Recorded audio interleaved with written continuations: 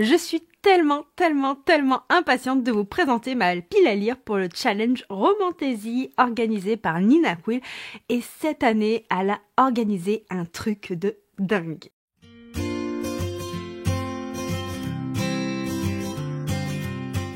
Hello mes petits érudits, c'est Johanna, bienvenue dans ma citadelle, je suis ravie de vous retrouver aujourd'hui pour une nouvelle vidéo qui sera, vous l'avez vu, sur le challenge Romantaisie organisé par Nina qui commence le 15 février et qui dure 2 mois, du 15 au 15 clairement. Pour en savoir plus sur le challenge, n'hésitez pas à aller voir la vidéo explicative de Nina, je vous la mets en barre de description, ainsi que les piles à lire de toutes les équipes qui composent le challenge, parce que oui, cette année, le challenge Romantaisie a un petit peu changé et se fera sous forme d'équipe. Alors nous avons l'équipe Navarre qui est l'équipe Force Wing de Nina, nous avons la team Velaris avec Madame Errance, nous avons la team Itikana avec la Bouquinade et la team Glacium avec Kimi Collection.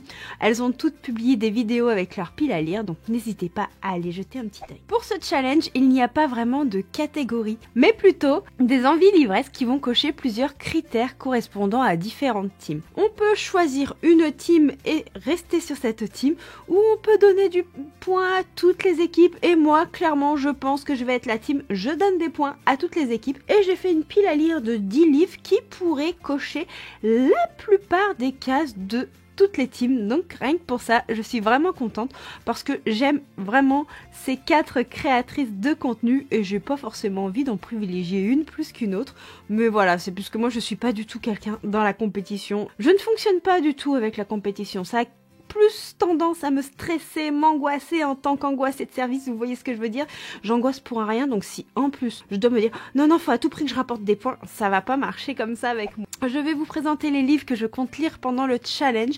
C'est une livre non exhaustive, elle est susceptible de changer en fonction de mes envies lecture mais aussi des services de presse que je vais recevoir, et je vais commencer par vous présenter le seul livre que je n'ai pas en papier étant donné que c'est un service de presse qui va prochainement arriver. Je vais recevoir de la part de Babelio et des éditions Alter Réel La brume et les larmes de Laura Collin. Il s'agit du premier tome d'une saga où on va y suivre Hazel, une jeune femme qui doit monter sur le trône et qui va devoir choisir un commandant, l'épouser et surtout respecter un certain pacte concernant les brumes. Les brumes sont ce qui protège les loups et les faets du danger depuis plusieurs siècles. Les brumes vont soudain se dissiper. Pourquoi? Le pacte a-t-il été rompu? On ne sait pas, mais tout ce qui se dévoile met en avant des complots qui viseraient la famille royale et celle-ci serait victime de grands dangers. Et bien entendu, on a une romance qui va s'instaurer avec un mystérieux personnage qui s'appelle Shane et je vous avoue que ça m'intrigue énormément. Alors là, je crois que je possède déjà ce livre dans une autre édition. En vous faisant le résumé et en regardant la couverture du livre que je vais recevoir, je crois qu'il a été édité dans une autre couverture.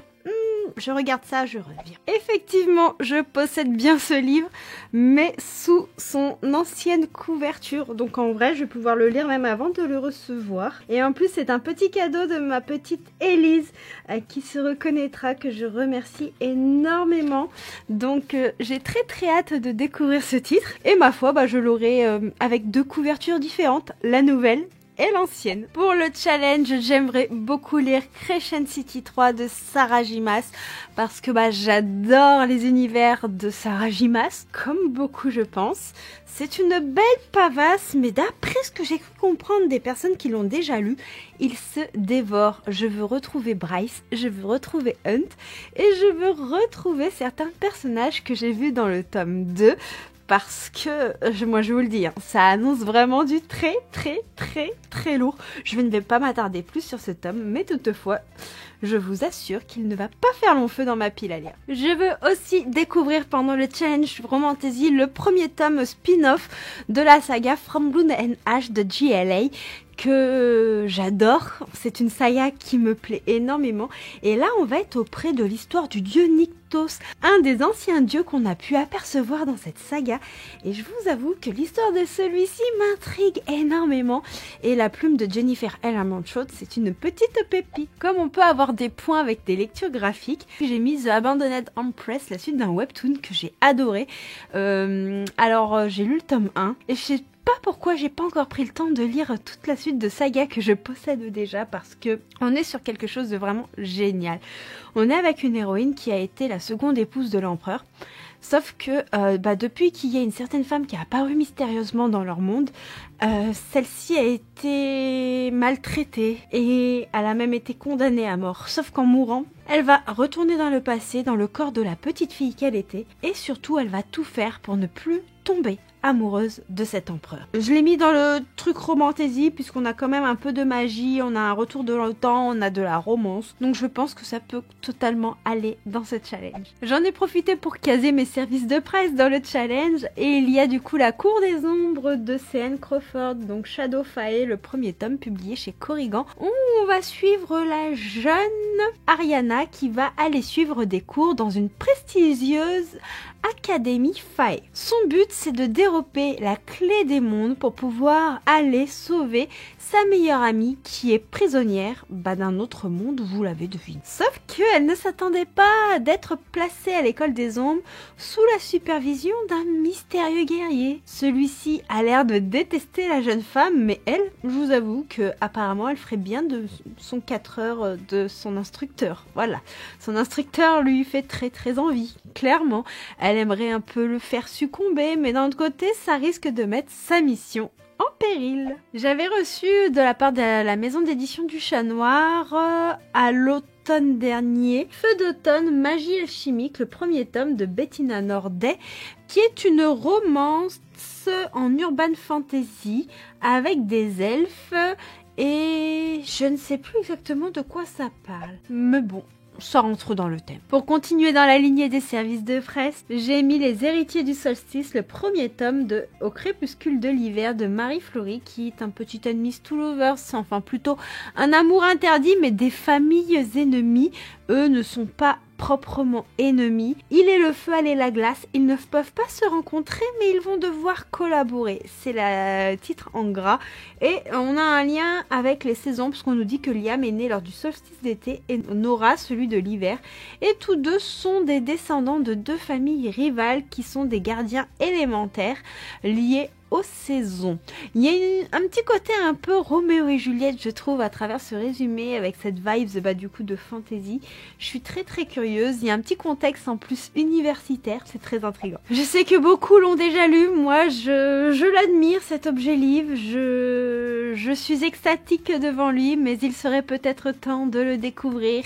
Le serpent et le descendant de la nuit de Carissa, Broadbent, publié chez Bookmark, donc le tome 1 des couronnes de Nyaxia, qui est absolument magnifique. On est dans une histoire avec des vampires et des humains dont leur survie dépendent de 3 règles. On va particulièrement suivre dans cette histoire Oraya, qui est la fille adoptive humaine du roi des vampires. Mais pour devenir autre chose qu'une proie, elle va devoir participer à un tournoi. Mais face aux autres guerriers qui appartiennent à des maisons vampiriques, Oraya va devoir s'allier à un mystérieux rival pour survivre. Ce roman m'intrigue énormément et c'est pareil, on m'a dit que c'était extrêmement addictif, donc j'ai très hâte de le découvrir, mais vraiment beaucoup. Pour coller avec certaines catégories, je me suis dit qu'il serait peut-être temps de sortir le premier tome de Accords corrompus de Kelly Sinclair de ma pile à lire. Et oui, il serait peut-être temps. Alors je suis incapable de vous faire un résumé de ce livre,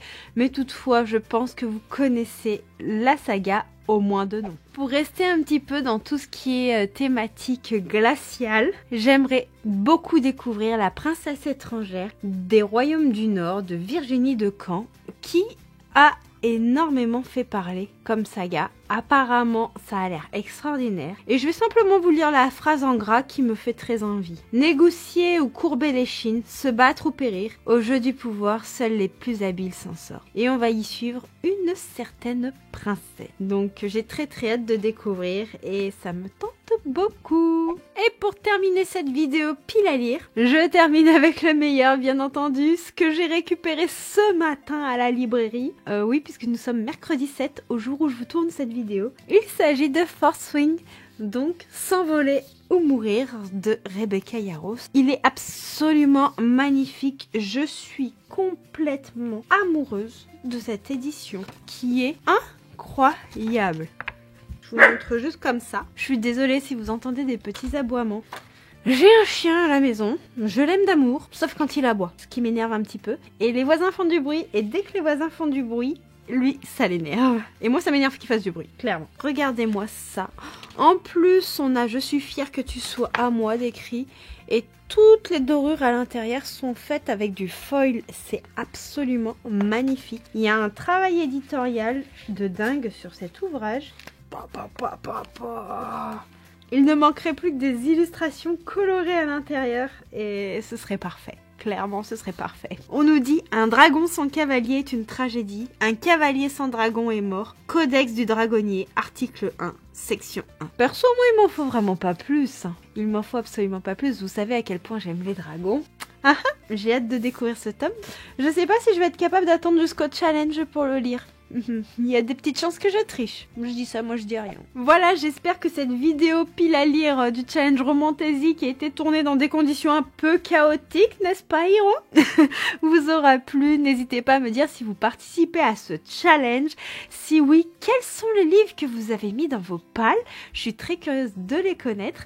Et si vous ne participez pas à ce challenge, est-ce que vous participez à des challenges littéraires en général? Pas du tout. N'hésitez pas, dites-moi tout en commentaire. En attendant, si vous êtes arrivé en bout de la vidéo, n'hésitez pas à me mettre des petits dragons en commentaire, alliés avec des petits cœurs, puisque ça fait fantasy et romance. Et on se retrouve très prochainement pour une nouvelle vidéo. Ciao, ciao!